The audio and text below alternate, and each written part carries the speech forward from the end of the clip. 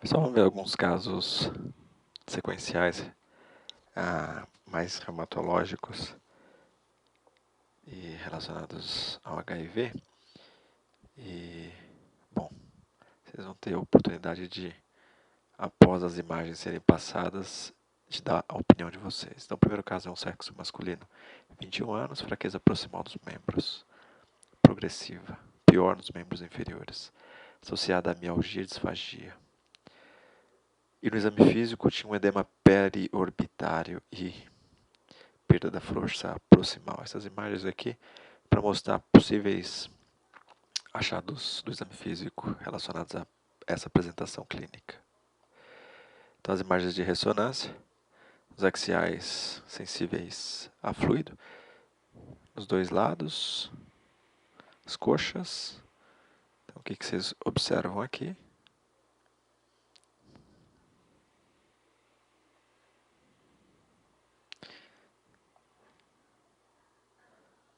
Tem um FET,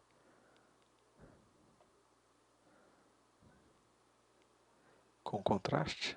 Vocês veem um realce fino nas fibras musculares. E o T1 sem contraste, sem FET. O edema no subcutâneo, não tem atrofia muscular. Resultados laboratoriais, CPK 376, normal é esse. Hemograma normal, HIV ainda sem tratamento. CD4 de 406, esses são os dados. Então, o que vocês acham? Agora pausem o vídeo e pensem. Miopatia pelo HIV, miopatia pelo AZT, dermatopolimiosite associada ao HIV, vascite eosinofílica ou miosite tropical. Eu vou discutir. Rápido.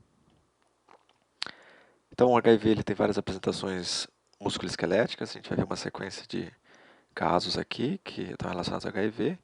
71% dos pacientes com HIV têm algum sintoma. E o mais frequente, metade, 2/3 dos casos, é osteopenia. Você pode ver osteonecrose relacionada ao HIV. Então, não precisa estar usando terapia antirretroviral, mas é mais frequente quando está usando terapia.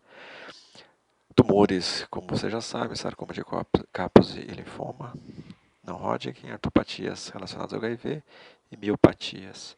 Então, numa paciente com HIV, pensar em 3 possíveis causas principais de miopatia. A primeira é relacionada ao uso do AZT, que é um antirretroviral. Ele é inibidor da transcriptase reversa e por ter essa conformação que se liga a enzimas de confecção do DNA, de replicação, ele também liga a DNA polimerase mitocondrial.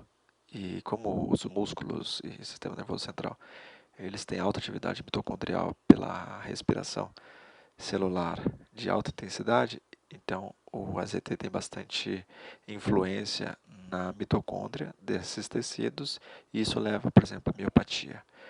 A rabdomiólise, droga induzida, e aí o tratamento é suspender a medicação.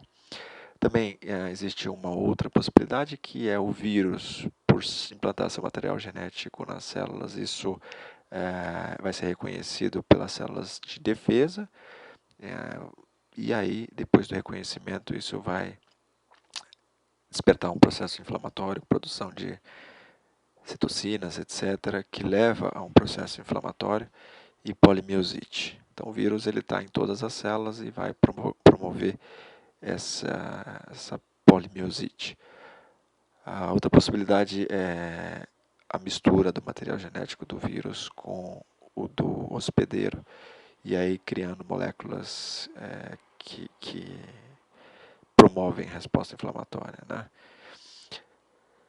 A outra última é infecções oportunistas. Então, o paciente não tem sistema imunológico funcionante, vai levar a fascite, piomiosite, oxomelite, erisipela. Então, esse é o caso de vírus e AZT. Então, paciente sexo masculino, 43 anos, com polimiosite por HIV. Então, nossa segunda classe que eu citei anteriormente. Esse 35 anos, sexo masculino, também HIV.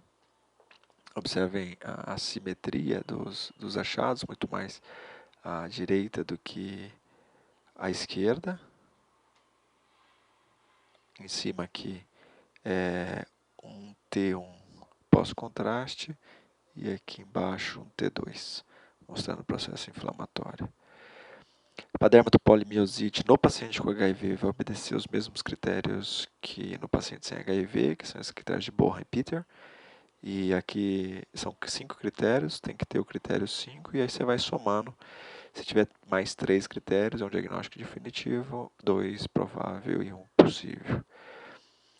Aqui um caso mostrando as sequências sensíveis a fluido com o edema muscular, uma distribuição mais periférica e intermuscular, o paciente com dermatopolimiosite bilateral e simétrico. Então, mensagens em casos de biopatias, buscar ativamente pistas para HIV. Então, esse é um dos caminhos. E uma vez que o paciente tem HIV, buscar pistas para a causa da miopatia no HIV. Então, por exemplo, se tiver lesões cutâneas, como as pápulas de Cotron ou o heliotropo, dermatopolimiosite deve ser o diagnóstico provável, né? E o paciente vai ser tratado com corticosteroide.